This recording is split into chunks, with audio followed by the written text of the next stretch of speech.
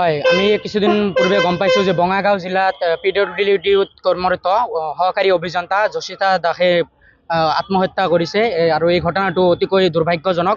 আমি বৰপেটা জিলা NSY আজি এতিয়া মমবাতি সমদল ওলাইছোঁ যাতে ইয়াৰ এই ঘটনাৰ যাতে CBI তদন্ত হয় আৰু CBI তদন্ত হৈ তেখেতে লিখা যশিতা দাসে লিখা যিটো ছুইচাইড নোট আছিল তাতে যি দুজন মানুহৰ নাম উল্লেখ আছে সেই দুজনৰ ওপৰত উচিত তদন্ত হওক আৰু উচিত শাস্তি প্ৰদান কৰক। আমি কেইদিনমান মানে ৰেগুলাৰলি গম পাই আছোঁ যে নাৰী সমাজৰ সুৰক্ষা দিনক দিনে কমি গৈ আছে।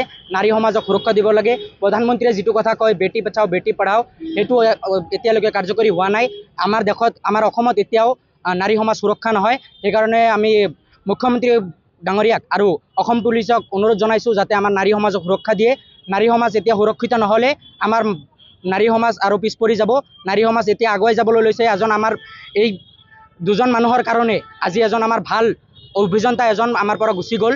আমি ইয়াৰ উচিত তদন্ত বিচাৰিছোঁ আৰু আমি আশা কৰিছোঁ যে আমাৰ মুখ্যমন্ত্ৰী ডাঙৰীয়া আৰু অসম পুলিচৰ সঞ্চালক ডাঙৰীয়াই ইয়াৰ উচিত তদন্ত কৰিব আৰু CBIৰ দ্বাৰা তদন্ত কৰিব। এইটো কেৱল আমি বিচৰা নাই, বঙাইগাঁওবাসীয়ে তেওঁলোকৰ বাসিন্দাই বিচাৰিছে যে ইয়াৰ তদন্ত বিচাৰ হওক, ইয়াৰ উচিত শাস্তি হওক আৰু ইয়াৰ তদন্ত হওক। এয়াই আমাৰ হয়। আপোনালোকে জানে যোৱা কেইদিনমান আগতে বঙাইগাঁও জিলাত লোক নিৰ্মাণ বিভাগত কৰ্মৰত আমাৰ অসমীয়া ছোৱালী, অসমীয়া জীয়ৰী লোক নিৰ্মাণ বিভাগৰ যি সহকাৰী অভিযন্তা যশিতা দাসে ঊৰ্ধ্বতন কৰ্তৃপক্ষৰ হেঁচাত যি আত্মহৰণ কৰিলে, সেই আত্মহৰণৰ বিৰুদ্ধে আমি NSY আজি এটা মমবাতি সমদল উলিয়াইছোঁ তেওঁৰ সদ্গতি কামনালৈ।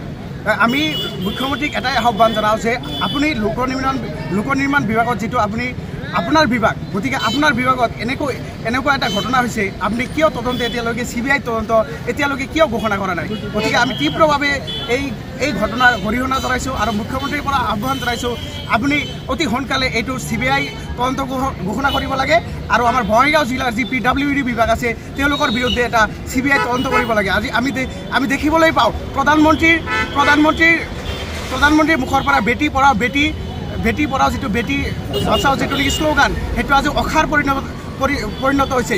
এইটো আচলতে মুখতে আমি দেখিবলৈ পাইছোঁ যে কামত যে অহা নাই, সেইটো আজি প্ৰমাণ হৈ গ'ল।